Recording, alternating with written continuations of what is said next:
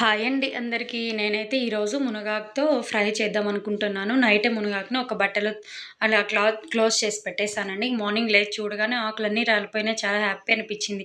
ఆ కొమ్మలు ఎత్తుతాంటే ఆకులన్నీ రాలిపోతున్నాయి. ఎంత హ్యాపీగా అనిపించింది. ఇంక వాటిలో చిన్న చిన్న ఉంటాయి కదా, అవి కొమ్మలే, వాటినైతే వేరేసి క్లీన్‌గా చేసి పెట్టేశాను.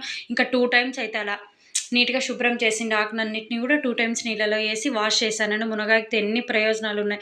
మనకైతే హెల్త్‌కి చాలా బెస్ట్ అనమాట. మునగాకు పొడి చేసుకోవచ్చు, ఆకుపప్పు చేసుకోవచ్చు. అవన్నీ కూడా నేను త్వరలో పెడతానండి. ఇలా 2 టైమ్స్ అయితే వాష్ చేసిన తర్వాత కుక్కర్‌లో ఒక 2 లేదా 3 విజిల్స్ పెట్టుకుంటే మెత్తగా అయిపోతుంది. చాలా పర్ఫెక్ట్‌గా వస్తుంది ఫ్రై అనేది.